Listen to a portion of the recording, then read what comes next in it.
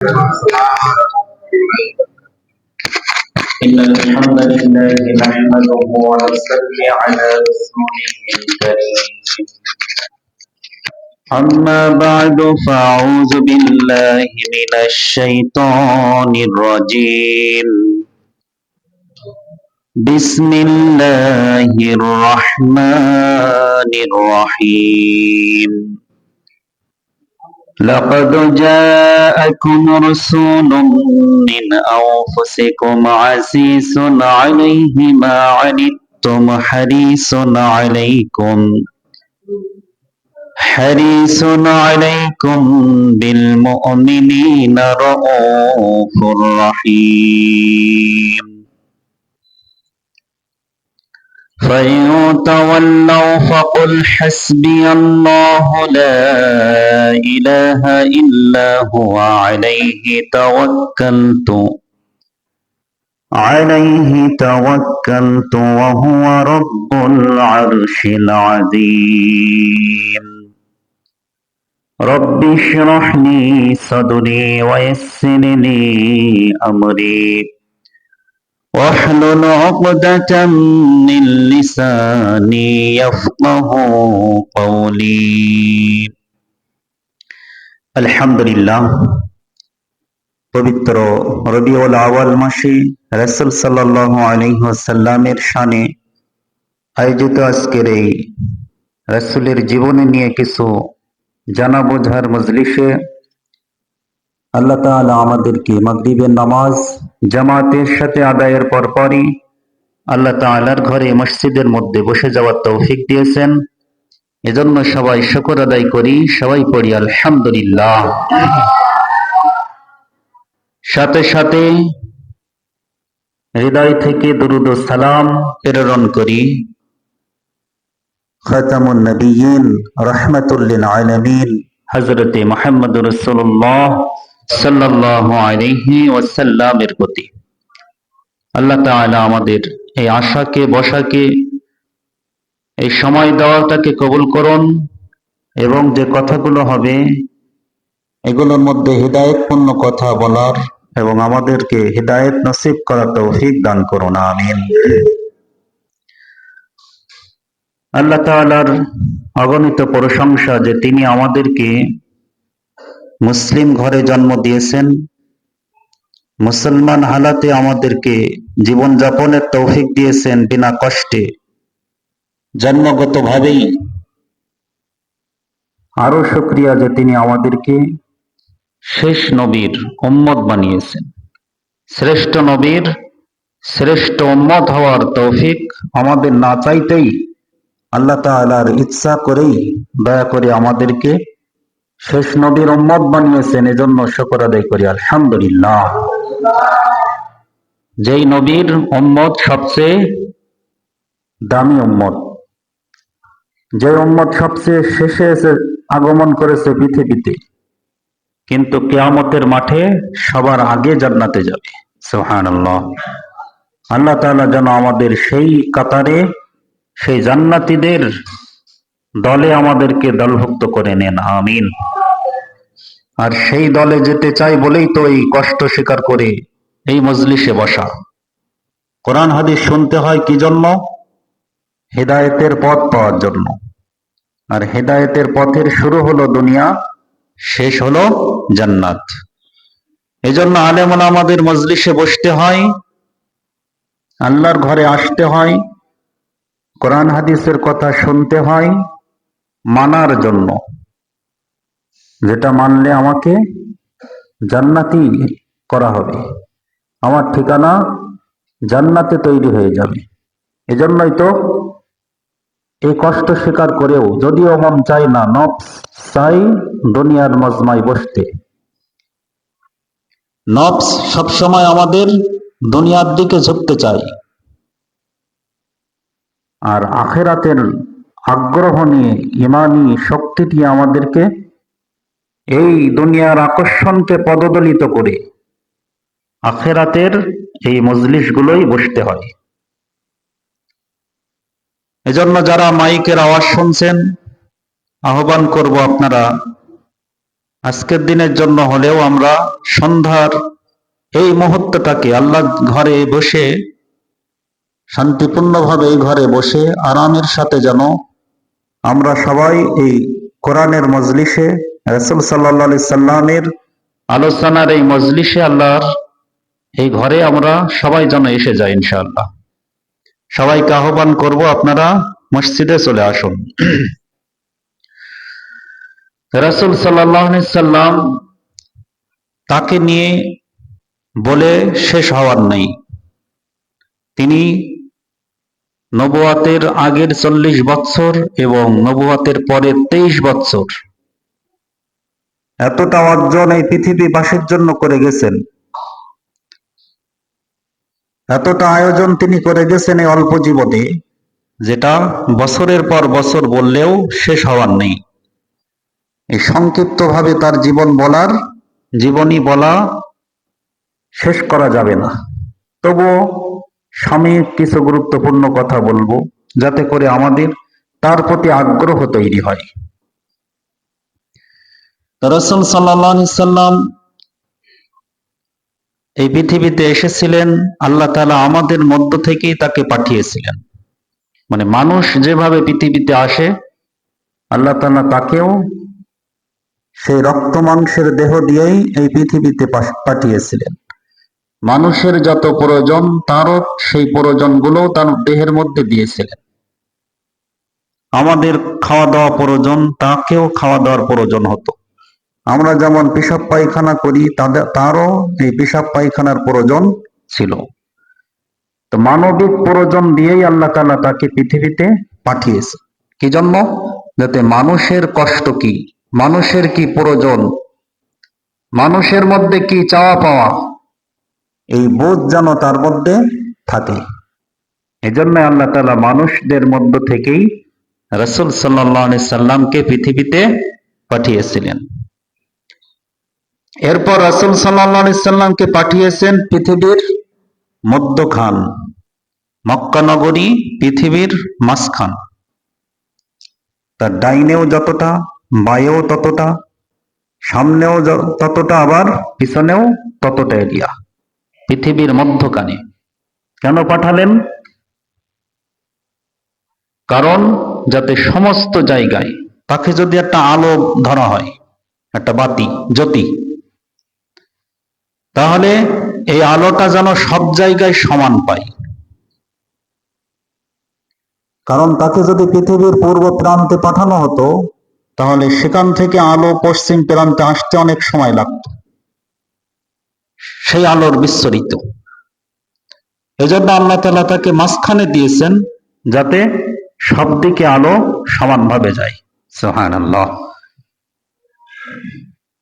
সেই আলো এই 5000 মাইল দূরে এই বাংলাদেশেও আমরা পেয়েছি, আরো পিছনেও সে আলো পৌঁছাই গেছে। পৃথিবীর সমস্ত দেশে মুসলিম আছে।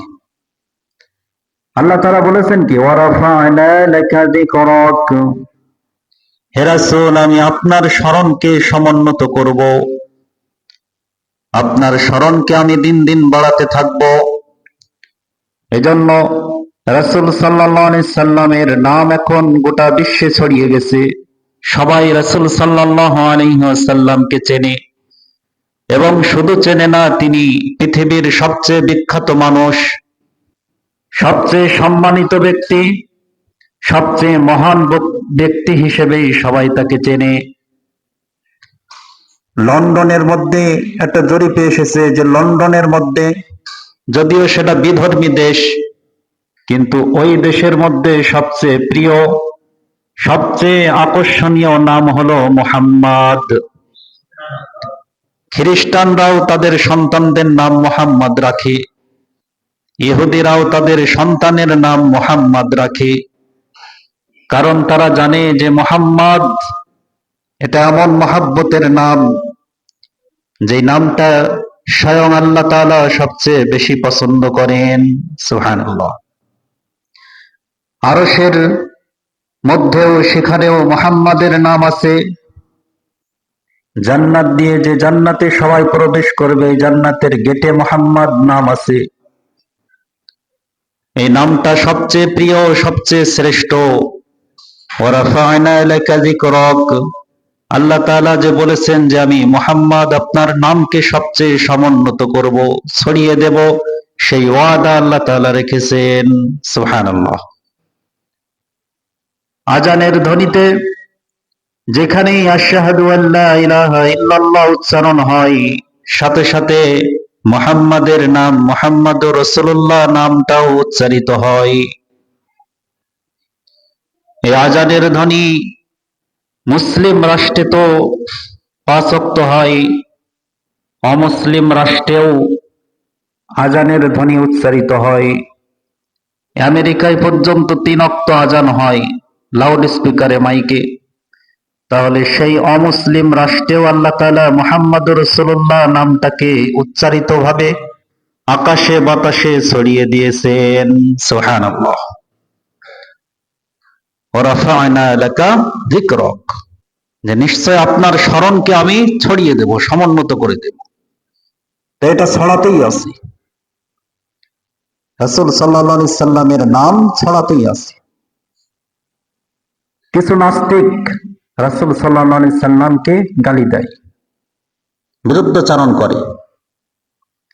তো যে বিরুদ্ধাচরণ করে তার কপালে দুর্ভোগ নেমে আসে। আর এতে করে আমাদের কি হয়, যে যারা জানতো না রাসূল সাল্লাল্লাহু আলাইহি সাল্লামের নাম, তারাও জেনে যায়, তারাও বুঝে যায় যে কার বিরুদ্ধে লিখলো, যার কারণে এত তোলপাড়। অমুসলিম বিশ্বে অনেকেই রাসূল সাল্লাল্লাহু আলাইহি সাল্লামকে চেনে না, অমুসলিম বিশ্বে। তা তারা যখন কেউ প্রকাশ্যে তাকে বদনাম করে, তখন এবার বলে যে কার নামে বদনাম করলো দেখি তো। তো দেখতে যে রাসূল সাল্লাল্লাহু আলাইহি সাল্লামের পরিচয় তারা পেয়ে যায়। তাহলে যেই বিরুদ্ধাচরণ করতে গেছে সেই আরো বেশি ছড়িয়ে গিয়েছে না। মক্কার কাফেররাও রাসূল সাল্লাল্লাহু আলাইহি সাল্লামকে তার কাছে মানুষদেরকে আসতে দিত না, বিশেষ করে হজ্জের মৌসুমে। ইসলামের আগেও কিন্তু হজ্জের মৌসুম চলত। যখন রাসূল সাল্লাল্লাহু আলাইহি সাল্লাম নবী হননি, তার আগেও মক্কা নগরীতে মানুষ হজ্জের জন্য আসত।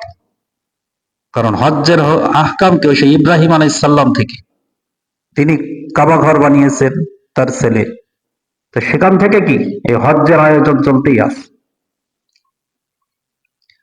তো এই হজ্জের মৌসুমে যখন মানুষ বিভিন্ন প্রান্ত থেকে আসতো, রাসূল সাল্লাল্লাহু আলাইহি সাল্লাম নবুয়ত পেয়েছেন, তিনি যতটুকু আয়াত তার উপর নাজিল হতো তিনি তেলাওয়াত করতেন। তো ওই তেলাওয়াত কাউকে শুনতে দেবেন না, এই জন্য আবু জেহেল কি করলো, কিছু লোক ফিট করে দিল যে তুমি ওই কর্নারে থাকবে, তাদেরকে বলবে যে মুহাম্মদ একজন পাগল, তার কাছে যেন কেউ না যায়। এভাবে মানুষদেরকে প্রচার করতে থাকে। তাহলে বাইরে থেকে যারা আসে তারা রাসূলকে চিনত না, মুহাম্মদ নামের কাউকে কি চিনত না। তাই এরা গেটে দাঁড়িয়ে দাঁড়িয়ে কি করছে, এরা যদিও খারাপ নিয়েতে প্রচার করে দিচ্ছে যে তাকে দুর্নাম করার উদ্দেশ্যে, কিন্তু মানুষের মনে কি আসছে যে মুহাম্মদ নামে এত বড় বড় নেতারা মক্কার এই মুহাম্মাদের কাছে যেতে কেন নিষেধ করছে। তাহলে সেই ব্যক্তিটা কি একটু দূর থেকে অন্তত দেখি, যে এত বড় বড় নেতারা এসে আমাদেরকে একজন ব্যক্তির কাছে যেতে কেন নিষেধ করছে। তাহলে আমরা একটু দূর থেকে অন্তত দেখি যে সেই ব্যক্তিটা কে আসলে। তো জুম্মায় বলেছিলাম কি, রাসূল সাল্লাল্লাহু আলাইহি সাল্লামের চেহারার মধ্যে একটা নূর ছিল যেটা দূর থেকেও চমকাতো। মক্কার কাফেররা প্রচার করছে যে একজন মাজনুন, পাগল, তার কাছে তোমরা যেও না।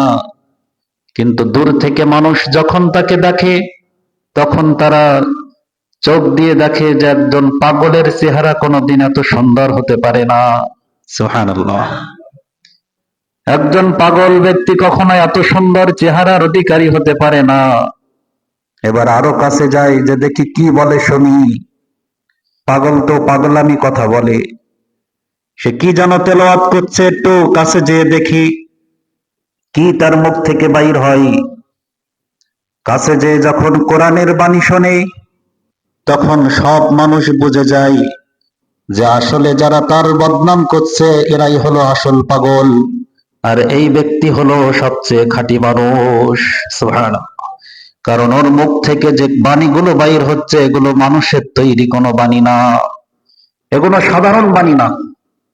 অতএব ইনি হলেন সত্য। এই জন্য সাহাবী আজমাইনগণ বলেছেন যে রাসূল সাল্লাল্লাহু আলাইহি সাল্লামের চেহারার মধ্যে এত আভিজাত্য ছিল, এত আকর্ষণ ছিল, বহু অনেক মানুষ আছে যে তারা তার চেহারা দেখেই শুধু ইসলাম গ্রহণ করেছে। সুবহানাল্লাহ। সহিহ বুখারীর 1893 নম্বর হাদিস, হযরতে আব্দুল্লাহ ইবনে আব্বাস রাদিয়াল্লাহু তাআলা আনহু বলেন, আজদে শানুয়া নামক গোত্র থেকে একদল মানুষ আসলো। তার মধ্যে জিমাদ নামে একজন ব্যক্তি, যিনি অনেক জ্ঞানী, ওই আজদে শানুয়া গোত্রের নেতা তিনি যখন আসলেন, আর তিনি ছিলেন রুকিয়া করতেন, আরবি ঝাড়ফুঁক করতেন। তাহলে ইসলামের আগেও ঝাড়ফুঁক ছিল। এই জিমাদ নামক ব্যক্তিটা ঝাড়ফুঁক করতেন। তিনি যখন মক্কায় আগমন করলেন, এই মক্কার এই নির্বোধ লোকেরা বলতে থাকে যে ইন্না মুহাম্মাদুম মাজনুন, নিশ্চয়ই মুহাম্মদ পাগল হয়ে গেছে, তোমরা তার কাছে যেও না। এই জিমাদ বলে যে সে যদি পাগল হয়ে যায় তাহলে আমি তো ঝাড়ফুঁক করি, আমি যদি তার কাছে যাই এবং তার কাছে যে যদি আমি ঝাড়ফুঁক করি তাহলে লাআল্লাল্লাহু ইয়াশফি'i ফি, তাহলে আল্লাহ তাআলা হয়তো আমার এই ঝাড়ফুঁকের কারণে তাকে ভালো করে দিতে পারেন, তাকে আরোগ্য দিতে পারেন, তাকে শিফা দিতে পারেন। অতএব আমি তার কাছে যাই। যখন এই জিবাদ রাসূল সাল্লাল্লাহু আলাইহি সাল্লামের কাছে গেলেন, কাছে যেয়ে বললেন যে ইন্নী আরকি, নিশ্চয় আমি ঝাড়ফুঁককারী। আপনার মাথায় নাকি সমস্যা হচ্ছে, আপনাকে সবাই পাগল বলছে, তাই আমি এসেছি, আমি ঝাড়ফুঁক করি, এত বেশি ঝাড়ফুঁক করতে পারি। আমি যদি আপনাকে ঝাড়ফুঁক করি তাহলে লাআল্লাল্লাহু ইয়াশফি'i ফি, তাহলে আমার এই ঝাড়ফুঁক করার বরকতে হয়তো আল্লাহ তাআলা আপনাকে শিফা দান করতে পারেন। এই কথা যখনই শুনলেন, ফাকালা ইন্নাল হামদালিল্লাহ, রাসূল সাল্লাল্লাহু আলাইহি সাল্লাম বলা শুরু করলেন যে ওই আল্লাহ তাআলার প্রশংসা,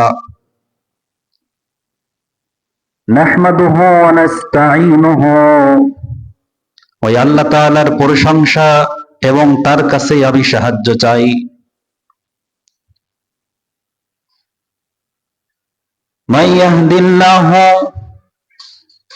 মাইয়াহদিল্লাহু ফালা মুদিল্লা লাহু, যে আল্লাহ যাকে হিদায়াত করেন তাকে কেউ কোনোদিন পথভ্রষ্ট করতে পারে না। ওয়া মাইয়ুদলিল ফালা হাদিয়া লাহু, আর তিনি যাকে পথভ্রষ্ট করেন তার হিদায়াত দিতে কেউ পারে না। আশহাদু আল্লা ইলাহা ইল্লাল্লাহু ওয়াহদাহু লা শারীকা লাহু, আমি সাক্ষ্য দিচ্ছি তিনি ছাড়া কোনো ইলাহ নাই, তিনি একক, তার সাথে কোনো শরীক নাই। ওয়া আন্না মুহাম্মাদান আবদুহু ওয়া রাসূলুহু, এবং নিশ্চয়ই মুহাম্মদ সাল্লাল্লাহু আলাইহি ওয়াসাল্লাম হলেন আল্লাহ তাআলার বান্দা এবং তার রাসূল। আম্মা বাদ, পরবর্তী কথা বলবেন রাসূল সাল্লাল্লাহু আলাইহি সাল্লাম। সহিহ মুসলিমের এই হাদিসে আসছে আম্মা বাদ, এতটুকু বলেছেন, সাথে সাথে যে বাদ বলে উঠেছেন যে আপনি আবারও এই যে কথাগুলো বললেন এগুলো আবারও বলুন। কি বললেন আপনি? আমাকে আবার শোনান। রাসূল সাল্লাল্লাহু আলাইহি সাল্লাম আবারও এটা শোনালেন। আবারও যখন শোনালেন, জিমাদ বললেন যে আপনি আবার আমাকে শোনান। তখন রাসূল সাল্লাল্লাহু আলাইহি সাল্লাম আবার ওই কথাগুলো শোনালেন। সালাসা মাররাত, তিনবার যখন রাসূল সাল্লাল্লাহু আলাইহি সাল্লাম এই কথাগুলো শোনালেন, ফাকালা কাউলুহু কাহানাতি, তখন জিমাদ বললেন আমি কত গণকের কথা শুনেছি, ওয়া কাউলাস সাহারাতি, আমি কত জাদুকরের কথা শুনেছি, ওয়া কাউলুহু শুআরা, আমি অনেক কবিদের কথা শুনেছি, কিন্তু মিসলা হাদা কালিমাতি হাউলাই, কিন্তু আপনার মতো এমন সুন্দর গভীর কথা আমি কোথাও কোনোদিন শুনিনি। সুবহানাল্লাহ। কি কথা শোনালেন আমাকে? সবাই আপনাকে, আমি যখন মক্কায় প্রবেশ করেছি প্রথম থেকে মানুষগুলো আপনার কাছে আসতে আমাকে নিষেধ করে, আপনাকে পাগল বলে, বিভিন্ন ভাবে কথা আপনার বিরুদ্ধে রটে বেড়াচ্ছে মক্কার এই মানুষেরা, এরা তো নির্বোধ। কিন্তু আপনি, আপনার কাছে আমি আসলাম আপনাকে ঝাড়ফুঁক করার জন্য, কিন্তু আপনি কি কথা শোনালেন? কথা এখনো কি বলিনি, শুধু প্রশংসা করলেন। আম্মা বাদ মানে কি? পরের কথা আমরা তো বলি। এই যে নাহমাদুহু দিয়ে যে কথা আমরা বলি, এটা কি? এই হাদিসে আছে, সহিহ মুসলিমের 1893 নম্বর হাদিস। আল্লাহর প্রশংসা করলেন যে যাকে আল্লাহ হিদায়াত দেন তাকে কেউ পথভ্রষ্ট করতে পারে না, আর তিনি যাকে পথভ্রষ্ট করেন তাকে কেউ হিদায়াত দিতে পারে না। এই কথা যখন এত গাম্ভীর্য ভাষা, এত অ্যারাবিক সুন্দর ভাষা দিয়ে রাসূল সাল্লাল্লাহু আলাইহি সাল্লাম স্পষ্টভাবে কথাগুলো বললেন, জিমাত শিক্ষিত মানুষ, তিনি বুঝে গেলেন যে এই কথা কোনোদিন কোনো পাগলের কথা হতে পারে না। বললেন যে আপনার এই কথাটা বালাগনা শানু আল বাহার, আপনার এই কথাটা সমুদ্রের গভীরের মধ্যে চলে গিয়েছে, আপনার আর কথা বলা লাগবে না, আপনার আর কথা বলা লাগবে না, আপনি যতটুকুই বলেছেন এইগুলোই গভীরে চলে গিয়েছে, মহাসমুদ্রের গভীরে পর্যন্ত পৌঁছায় গিয়েছে। অতএব আমি হাত বাড়িয়ে দিলাম, আপনি যে রাসূল আমি বুঝে ফেলেছি, আপনি আপনার হাত আমার দিকে বাড়িয়ে আমাকে মুসলমান বানিয়ে দিন। সুবহানাল্লাহ। এবার তিনি তো এক গোত্রের নেতা, তখন বললেন যে আপনার গোত্রের অবস্থা কি? গোত্রের কি হবে? তিনি বললেন যে আমি যেটা বলবো আমার গোত্রও তাই, আপনি আমাকে আমার গোত্রের পক্ষ থেকেও আপনি আমাকে বায়াত করে দিন। সুবহানাল্লাহ। যে আমি যেটা বলবো আমার গোত্রের মানুষেরাও তাই করবে। তাহলে ইনি কি? জ্ঞানী ব্যক্তি। এটা বুঝ দেখেন যে জাহেলিয়াতের যুগে মানুষ যাকে তাকে মানতেন না, যার মধ্যে জ্ঞান থাকতো মানুষ যাকে জ্ঞানী মনে করতেন তাকে মানতেন, যেন তেন ব্যক্তিকে নেতা বানাতেন না। যে একজন দাঁড়িয়ে যাবে শুধু অর্থ দেখেই তাকে মানতেন না, চেহারা দেখেই মানতেন না, তার মধ্যে কোয়ালিটি না থাকলে জাহেলিয়াতের ওই মূর্খ মানুষরাও তাকে, যাকে তাকে মানতেন না। যে জিমাদ তার গোত্রের একজন দক্ষ ব্যক্তি, দূরদৃষ্টি সম্পন্ন ব্যক্তি, এজন্য তাকে মানুষ মানত। তাই জিমাদের ইসলাম গ্রহণের কারণে ইসলামের ইতিহাসে এটা একটা ঐতিহ্যবাহী ঘটনা যে একজন ইসলাম গ্রহণের কারণে তার গোত্রের সব মানুষগুলো ইসলামের মধ্যে এসে গিয়েছিল। সুবহানাল্লাহ। এজন্য তার কথার মধ্যে রাসূল সাল্লাল্লাহু আলাইহি সাল্লামের আভ্যন্তরীণ বিষয় নিয়ে আলোচনা করছিলাম জুম্মায়, যে তার ভিতরে কি ছিল, যে মানুষ তার পাশে আসলেই মুহূর্তের মধ্যে তার জীবনের সব মোড় ঘুরিয়ে ফেলতেন। জীবনের সমস্ত মোড় ঘুরিয়ে নিয়েছেন এখন এই জিমাদ, তার গোত্রের মোড় ঘুরে গেছে, সব চিন্তা ভাবনা পাল্টে গিয়েছে এক মুহূর্তের এই কথাগুলো শুনে শুনে। সুবহানাল্লাহ। সাফওয়ান ইবনে উমাইয়া কাবা চত্বরে বসে স্মৃতিচারণ করছেন। বদর যুদ্ধ হয়ে গেছে, বদর যুদ্ধ শেষ হয়ে গেছে। বহু কাফেরদের মধ্য থেকে, মুশরিকদের মধ্য থেকে অনেক মানুষ নিহত হয়ে গেছে এবং বড় বড় নেতা, আবু জেহেল সহ বড় বড় নেতা এই বদরের যুদ্ধে নিহত হয়ে গেছে। তার মধ্যে উমাইয়া একজন বড় নেতা। উমাইয়া উমাইয়া একজন বড় নেতা, তার সন্তান এবার কাবা চত্বরে বসে স্মৃতিচারণ করছে। আর রাসূল সাল্লাল্লাহু আলাইহি সাল্লাম তখন কোথায়? মদিনায়। আর কাবা কোথায়? মক্কায়। এটা বুঝতে হবে আগে। কাবা হলো মক্কায়, আর মক্কা তখনও কাফেরদের দখলে। কেবল একটা যুদ্ধ, বদর যুদ্ধ হয়েছে। উমাইয়া মৃত্যুবরণ করেছে, তার ছেলে হলো সাফওয়ান, অনেক বীর, বড় বীর। তিনি স্মৃতিচারণ করছেন, দুঃখ বেদনা করছেন যে আমার পিতাকে আমি হারিয়ে ফেললাম। এমন সময় একজন আসলেন তার পাশে। এই ব্যক্তিটা দেখে বললেন যে সাফওয়ান, কেন তুমি কাঁদো? উমাইয়া বিন ওয়াহাব উমাইয়া বিন ওয়াহাব আসলেন, বললেন কেন তুমি কাঁদো? বলে আমার পিতার কথা মনে পড়ছে তাই আমি কাঁদি। বলে আমিও টেনশনে আছি, আমি খুব ঋণগ্রস্ত হয়ে গেছি। মক্কার বহু মানুষ আমার কাছে টাকা পায়, তাই আমার টেনশনে ঘুম আসছে না, তাই আমিও এই কাবা চত্বরে এসেছি।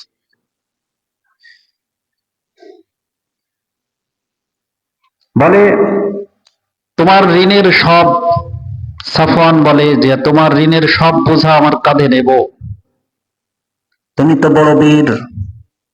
এই এই সাফওয়ান ইবনে উমাইয়া ইবনে ওয়াহাব হলো বড় বীর। আবার বলে তুমি যদি মুহাম্মদকে হত্যা করতে পারো তাহলে তোমার যত ঋণ আছে এই সমস্ত ঋণগুলো আমি আমার কাঁধে নিয়ে নিলাম, সব ঋণ পরিশোধ করে দেব, তুমি মুহাম্মদকে হত্যা করে এসো।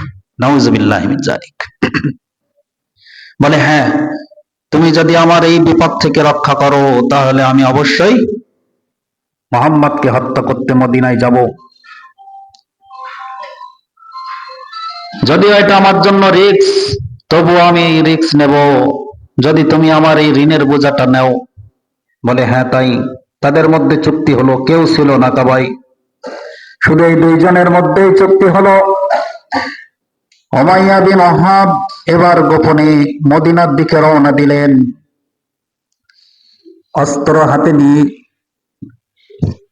সরাসরি তিনি মুহাম্মদ সাল্লাল্লাহু আলাইহি সাল্লামকে হত্যা করবেন এই উদ্দেশ্যে হাঁটলেন।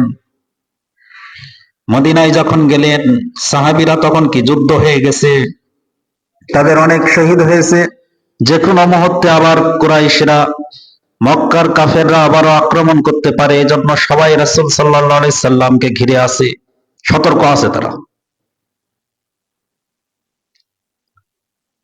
এই উমাইয়া বিন ওয়াহাব যখন গেলেন, ভালোবেসে গেলেন, অস্ত্র তার মধ্যে লুকানো আছে, চাদরের মধ্যে অস্ত্র লুকানো। তিনি ভালোবেসে একা একা গেলেন, তিনি কৌশলে গেলেন, যে তার সামনে যে তাকে হত্যা করতে পারলেই তো হলো, কৌশলে আমি হত্যা করে দেব। উমাইয়া বিন ওয়াহাব রাদিয়াল্লাহু তাআলা আনহু, তিনি পরে ইসলাম গ্রহণ করেছেন এই ঘটনার পর। তিনি একজন সাহাবী, যদিও এখন এই ঘটনা যখন বলছি তখন কি কাফের, মুসলমান না। তিনি যখন রাসূল সাল্লাল্লাহু আলাইহি সাল্লামের কাছে গেলেন, সাহাবীরা বললেন যে ও তো কুরাইশরাও এর মধ্যে ঢুকতে দেওয়া কি উচিত হবে? ঢুকছে, মনে করেন মসজিদে নববীতে বসে আছে, ঢুকছে। ওমর বলে যে তাকে ঢুকতে দেব না, বাধা দেই। রাসূল সাল্লাল্লাহু আলাইহি সাল্লাম বললেন যে আসতে দাও, তাকে আসতে দাও।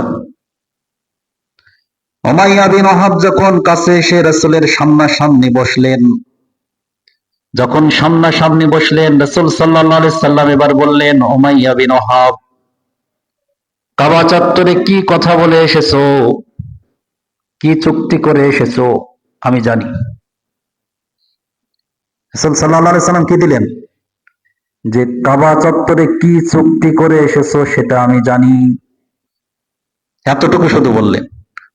সাথে সাথে উমাইয়া বিন ওয়াহাব চিৎকার দিয়ে উঠলেন আর কালেমা শাহাদাত পাঠ করতে করতে বললেন যে ইয়া রাসূলুল্লাহ, কাবা চত্বরে আমি ওখানে যে চুক্তি করেছি আমি এবং সাফওয়ান ছাড়া কেউ ছিল না।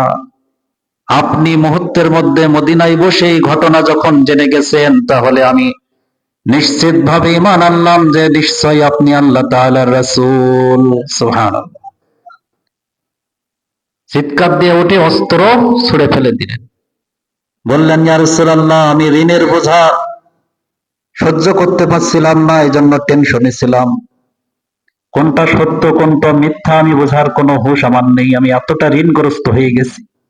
তাহলে ঋণের বোঝা কি? এত কঠিন বোঝা যে বোঝা মানুষের মানে হিত জ্ঞান, সঠিক বুঝ জ্ঞান হারিয়ে ফেলে মানুষ যখন ঋণগ্রস্ত হয়ে যায়। এজন্য লুকমান হাকিম তিনি তার সন্তানকে বলতেন যে হে বৎস, আমি পৃথিবীতে চলেছি, অনেক বোঝা বহন করেছি, কিন্তু পৃথিবীতে চলতে চলতে আমি সবচেয়ে দুইটা বোঝা সবচেয়ে কঠিন পেয়েছি। এক নম্বর হলো খারাপ প্রতিবেশী। প্রতিবেশী যদি খারাপ হয় তাহলে সেই বোঝা সবচেয়ে কঠিন। আর দুই নম্বর হলো ঋণের বোঝা, যে ঋণগ্রস্ত মানুষদেরকে দিনে লাঞ্ছিত করে এবং রাতে পেরেশানিতে রাখে। ঋণগ্রস্ত হয়ে গেলে মানুষ রাতে টেনশন করে আর দিনে লাঞ্ছিত হয়, যে টাকা পায় তার সামনে গেলে কি মাথাটা নত হয়ে যায়। এজন্য ঋণগ্রস্ত মানুষ দিনে লাঞ্ছিত আর রাতে টেনশন, যে কার টাকা কিভাবে দেব, এই টেনশন। এজন্য হিসাব করে চলা, মুমিনদের জীবন বলা হয়েছে হিসাবের জীবন, যেন বিনা কারণে আরাম আয়েশের কারণে ভোগ বিলাসের কারণে যেন ঋণগ্রস্ত না হয়ে যায়। এটা খুবই খারাপ দিক, মানুষ সত্য থেকে বিচ্ছিন্ন হয়ে যায়। তো উমাইয়া বিন ওয়াহাব ইসলাম গ্রহণ করলেন আর তার একটা বিখ্যাত বাণী ওই মজলিসে উচ্চারণ করলেন, এটা সহিহ বুখারীর হাদিস। এটাও ওয়াল্লাহি লা তুউ মাকানা জালাস্তু ফিহি বিল কুফরি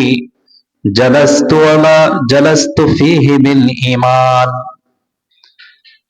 আমি উমাইয়া বিন ওয়াহাব আজকের এখানে বসে ঘোষণা দিলাম যে আমি যত জায়গায় বসে বসে কুফরি চর্চা করতাম, আজ থেকে সেখানেই বসে বসে ইমানের চর্চা করব। সুবহানাল্লাহ। যেখানে বসে বসে কুফরির কথা বলতাম, আজকের সেখানে বসে বসে আমি ইমানের কথা বলবো। যত জায়গায় আমি কুফরি হালাতে চলেছি, আমি তত জায়গায় ইমানি হালাতে চলবো আজ থেকে। সুবহানাল্লাহ।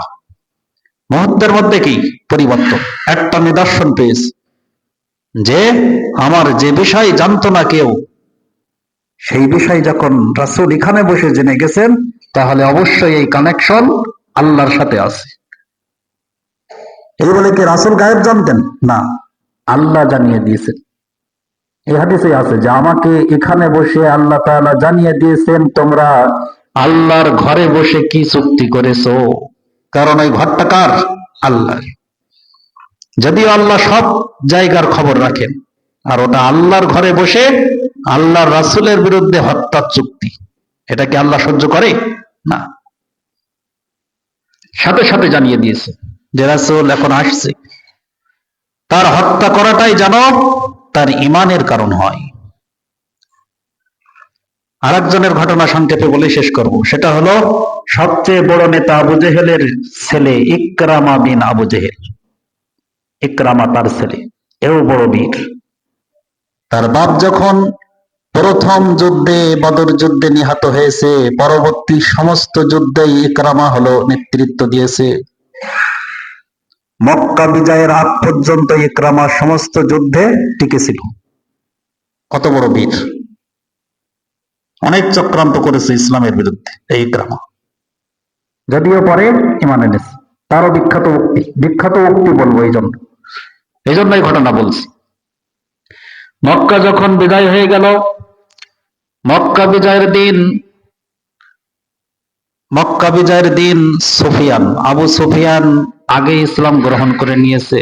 যখনই শুনেছেন যে 10,000 সাহাবী নিয়ে মক্কা ঘেরাও করা হবে, মক্কা দখল করতে আসছে মুহাম্মদ সাল্লাল্লাহু আলাইহি ওয়াসাল্লাম, এই ঘটনা যখনই শুনেছেন আবু সুফিয়ান তার শ্বশুর, আবু সুফিয়ানকে রাসূল সাল্লাল্লাহু আলাইহি সাল্লামের শ্বশুর, তিনি সাথে সাথে ইসলাম গ্রহণ করে নিয়েছেন। আর এই ইকরামা তার স্ত্রী হলো উম্মে হাকিম, অনেক সুন্দরী, আবু জেহেলের বেটার বউ। তাহলে তার দাম কত? অনেক সুন্দরী উম্মে হাকিম, এই ইকরামার স্ত্রী, সে ইসলাম গ্রহণ করেছে। রাসূলের কাছে এসে কেঁদে কেঁদে বলছেন, ইয়া রাসূলুল্লাহ সাল্লাল্লাহু আলাইহি ওয়াসাল্লাম, আমার স্বামী তো আপনার আগমনের কথা শুনে আমার স্বামী ইকরামা পালিয়েছে সমুদ্রের দিকে। ও হয়তো নিজেকে হত্যা করে ফেলতে পারে, ও আত্মহত্যা করতে পারে, এমন ভয় নিয়ে পালিয়েছে। আমি তো ঈমান এনেছি, আমি আপনাকে রাসূল হিসাবে মেনে নিয়েছি এবং আল্লাহ তাআলাকে মাবুদ হিসাবে মেনে নিয়েছি। আমি চাই না আমার স্বামী কাফের অবস্থায় মারা যাক। আপনি লোক পাঠিয়ে দিন যেন তাকে এনে আপনি ঈমান আনেন, তারপর যেন তাকে মারেন, তাকে আপনি হত্যা করেন। সে আপনার বিরুদ্ধে অনেক চক্রান্ত করেছে, কিন্তু সে কাফের হয়ে মরবে এটা আমি চাই না। রাসূল সাল্লাল্লাহু আলাইহি সাল্লাম বললেন যে তাহলে আমি গার্ড দিচ্ছি, তুমি যাও। আমার বাহিনী যদি যায় তাহলে আমার বাহিনী দেখার আগে সে মারা যেতে পারে। আমার লোক যদি কেউ যায় তাকে আনতে, তো এই দেখে সে কি আরো পালাবে, অথবা কোন দিকে গিয়েছে তুমি ভালো জানবে, তুমি যাও সাথে, আর আমি গার্ড দিচ্ছি, যাও। তখন এই উম্মে হাকিম গেলেন। উম্মে হাকিম যখন গেলেন, কোথায় কোন দিকে গেছে বলে গেছে স্ত্রীর সাথে যে আমি ওই দিকে যাচ্ছে। তো উম্মে হাকিম তাকে পেয়ে গেলেন, পেয়ে যেয়ে বললেন যে আমি ঈমান এনেছি, তুমি চলো, তবে আমাকে স্পর্শ করতে পারবে না, আমাকে ছুতে পারবে না। আমি তোমার স্ত্রী ছিলাম, কিন্তু আমি ঈমান আনার কারণে এখন আমি পবিত্র। তুমি এখনো পর্যন্ত মুশরিক, কারণ তুমি ঈমান আনোনি। তুমি যতক্ষণ পর্যন্ত ঈমান না আনবে, আর তুমি যদি ঈমান আনো তাহলে তোমাকে মাফ করে দেবে। রাসূল সাল্লাল্লাহু আলাইহি সাল্লাম ওয়াদা করেছে, তিনি ওয়াদা করেছে যে সে যদি এসে ঈমান আনে তাহলে তার পিছনে সব মাফ। সুবহানাল্লাহ। ইকরামা আশ্চর্য হলেন, বললেন যে রাসূল বলেছে, রাসূল যদি বলে তাহলে আমি বিশ্বাস করব, আমার তো মাপ পাওয়ার উপায় নেই, আমি যা করেছি। তাই যদি রাসূল তার জবান থেকে বলে থাকে যে আমাকে মাফ করবে ঈমান আনলে, তাহলে আমি ইকরামা এখনই প্রস্তুত, আমি চলো আগে তার হাতে ঈমান আনবো। সুবহানাল্লাহ। উম্মে হাকিম তার দূরত্ব বজায় রেখে আসলেন। দেখেন কত বড় ঈমানের তেজ, মুহূর্তের মধ্যে কি পরিবর্তন করলে দিল। তার সাথে কত বছর সংসার করেছে, সে স্বামী দূর সফরে তাকে আনতে গিয়েছে, অথচ ঈমানের তেজ কেমন, যে ঈমান এনেছে সে মুশরিক তাকে কত ঘৃণা করে যে আমার দূরে দূরে আসবে, কাছে আসবে না, কারণ তুমি মুশরিক আর আমি ঈমানদার। দেখেন যে ঈমান মানুষের মনের মধ্যে কতটা পরিবর্তন করে দেয়। ইকরামা এসে যখন ইসলাম গ্রহণ করলেন রাসূলের হাতে, তখন তার বিখ্যাত উক্তি যে ইয়া রাসূলুল্লাহ, আমি ইসলামের বিরুদ্ধে অনেক কবিতা লিখেছি, অনেক কবিতা গেয়েছি, যুদ্ধের ময়দানে ইসলামের বিরুদ্ধে কবিতা বলে বলে আমি কাফেরদেরকে উদ্বুদ্ধ করতাম। আরবদের মধ্যে কি কবি চর্চা ছিল, কবিতা চর্চা ছিল। তারা যুদ্ধের ময়দানে এমন কবিতা বলতেন যে কবিতা শুনে মানুষ যুদ্ধের ময়দানে ঝাঁপিয়ে পড়ত। মানে কথার এমন আকর্ষণ আছে। কথার কি আকর্ষণ নেই? দেখেন না যে বক্তা একটা কথা বলে আর সমস্ত মানুষ তার নৃত্যলে জোরে, গোটা আকাশ বাতাস যেন প্রকম্পিত হয়ে যায়। এটা কিসের জোরে? দেখেন কিছু মানুষ যদি ওর মধ্যে জ্বর আলাও থাকে, রোগ শোক আলাও থাকে, তো সেও তাজা হয়ে যায়। অনেক বৃদ্ধ মানুষও যেন যুবকের মতো হয়ে যায়, তাজা হয়ে যায়। কিসের কারণে? কথার, কথার প্রভাব আছে। তো ইকরামা বলে আমি ইসলামের বিরুদ্ধে অনেক কবিতা গেয়েছি। আজ থেকে শপথ নিলাম ইয়া রাসূলুল্লাহ, যত কবিতা আমি ইসলামের বিরুদ্ধে গেয়েছি তার চেয়ে বেশি বেশি কবিতা ইসলামের পক্ষে গাইব। সুবহানাল্লাহ। আমি ইসলামের বিরুদ্ধে অনেক বক্তব্য দিয়েছি, আজ থেকে আমি শপথ নিলাম ইসলামের পক্ষে তার চাইতেও বেশি বক্তব্য আমি দেব। আমি ইসলামের বিরুদ্ধে যে অনেক অর্থ খরচ করেছি, অনেক অর্থ ব্যয় করেছি, আজ থেকে আমি ইকরামা শপথ নিলাম, আজ থেকে আমি সমস্ত সম্পদগুলো সব ইসলামের পক্ষেই বিলীন করে দিব। সুবহানাল্লাহ। তাহলে ইসলাম, ঈমান মানুষদেরকে সব পরিবর্তন করে দেয়। সুবহানাল্লাহ। এগুলো কি রাসূল সাল্লাল্লাহু আলাইহি সাল্লামের অভ্যন্তরীণ দিক। ক্ষমা তাকে এতটা পরিবর্তন করে দিয়েছে, অথচ সে আত্মহত্যা করতে চেয়েছিল, পালিয়েছিল, সে নিরাশ হয়ে গেছিল জীবন থেকে, অথচ তার সেই মৃত জীবনে দেহের মধ্যে আবার ঈমান দিয়ে আবার নতুন জীবন সঞ্চার করে দিলেন। সুবহানাল্লাহ।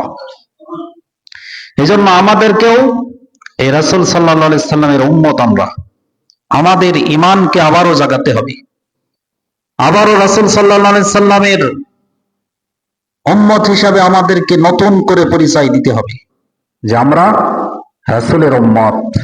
এই পরিচয় আমাদের বাইরে ভিতরে, কথায়, চলনে বলনে, লেনদেনে, সমস্ত জায়গায় আমরা যে একজন সত্য সবচেয়ে শ্রেষ্ঠ নবীর উম্মত, এই পরিচয় আমরা হারিয়ে ফেলেছি। এই পরিচয় আমাদের আবার জাগাতে হবে।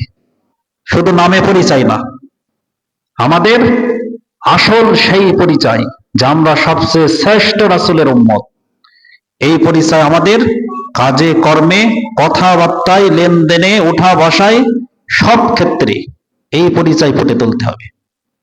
সব ক্ষেত্রে, ভোটের ক্ষেত্রেও, ভোটের ময়দানেও কি এই পরিচয় ফুটিয়ে তুলতে হবে যে আমি সত্যের পক্ষে, আমি কোনো জালিমের পক্ষে না। যারা জুলুম করে মানুষদেরকে, এই জালিমের পক্ষে আমি না, আমি সত্যের পক্ষে। সত্য কি সেই বুঝ প্রত্যেক মানুষের আছে। সত্য কি জিনিস, কারা জালিম, কারা মাজলুম, কারা ইনসাফ কায়েম করবে, এই বুঝ কি সবার মধ্যে আছে। এজন্য সব ক্ষেত্রে আমাদের পরিচয় থাকবে এখন থেকে যে শ্রেষ্ঠ নবীর আমরা উম্মত, এই পরিচয় যেন আমাদের সব ক্ষেত্রে থাকে। আল্লাহ তাআলা আমাদের সকলকে কবুল করুন। আমাদের পক্ষ থেকে লাখো কোটি সালাম সর্বদা বিশ্বনবীর রওজায় পৌঁছুন। রাসূল সাল্লাল্লাহু আলাইহি সাল্লামের সম্মান, মর্যাদা আল্লাহ তাআলা আরো বৃদ্ধি করে দিন, আমিন। তার উম্মতের সংখ্যা বৃদ্ধি করে দিন। ইসলামের পতাকা তলে সারা বিশ্ব থেকে সব মানুষগুলো যেন আল্লাহ তাআলা হিদায়াতের ছায়া দান করেন, আমিন। ওয়া আখিরু দাওয়ানা আনিল হামদুলিল্লাহি রাব্বিল আলামিন।